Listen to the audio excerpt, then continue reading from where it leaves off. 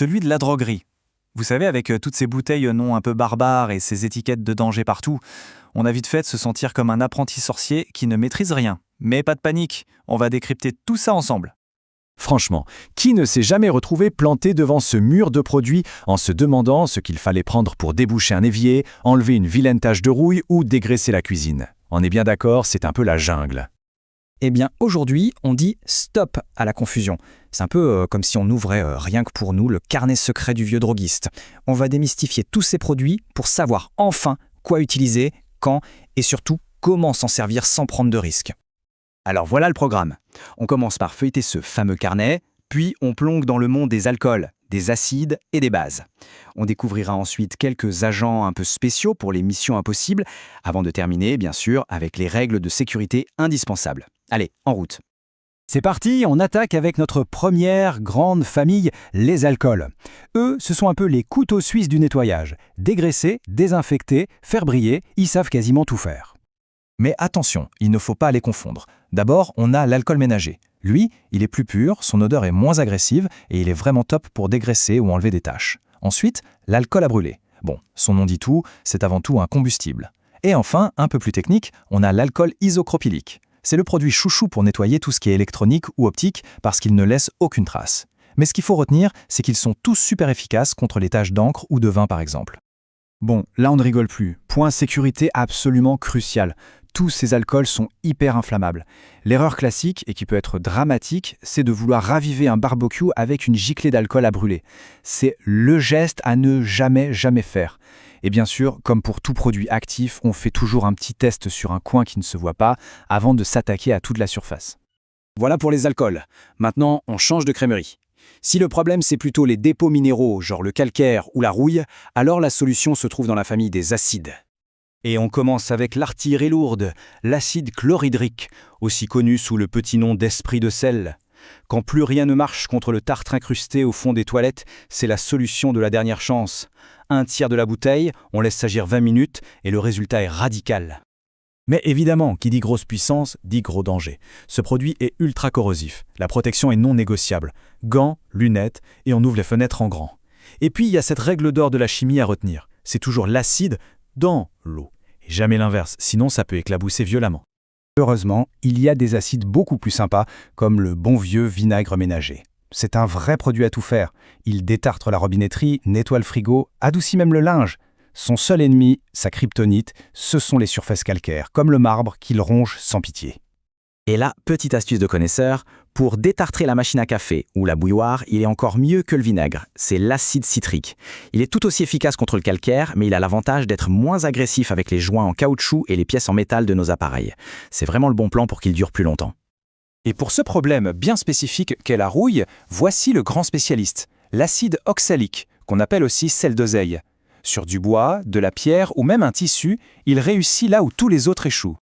Regardez à quel point c'est efficace. Prenons une terrasse en bois qui a grisé avec le temps et la pluie. C'est simple, on applique notre petit mélange, on le laisse travailler un quart d'heure, un bon coup de brosse, on rince bien, et là, magie.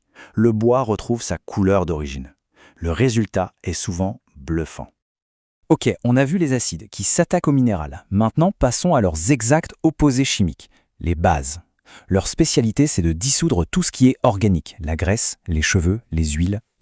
L'ammoniac, ou alcali, en est le parfait exemple. On le reconnaît tout de suite à son odeur assez mémorable. C'est un nettoyant et un détachant hyper efficace. Mais la règle absolue, en plus de bien aérer la pièce, c'est de toujours l'utiliser dilué. Pur, c'est beaucoup trop agressif. Et voici le pendant de l'acide chlorhydrique, mais du côté des bases, la soude caustique. C'est elle, l'ingrédient secret des déboucheurs de canalisation surpuissants. Cheveux, savon, graisse, rien ne lui résiste. C'est un produit de force industrielle, clairement. Et qui dit force industrielle, dit danger extrême. Soyons très clairs, la soude caustique provoque des brûlures chimiques gravissimes.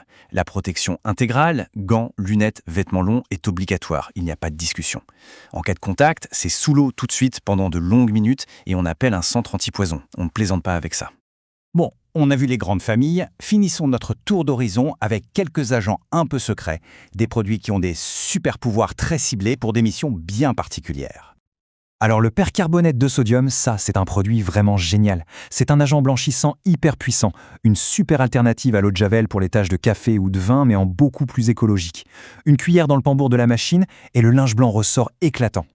Le silicate de soude, lui, son truc, c'est l'imperméabilisation. Son rôle, c'est de boucher les pores des matériaux comme le ciment ou le bois pour les rendre résistants à l'eau. C'est un traitement de surface très efficace. On a vu beaucoup de produits costauds, il est donc essentiel de finir avec un rappel des règles de sécurité. Et la première, c'est peut-être de ne pas croire toutes les astuces miracles qu'on voit sur Internet. D'ailleurs, on va en profiter pour tordre le cou à une idée reçue très tenace. Ah, celle-là, on l'a tous vu passer des centaines de fois.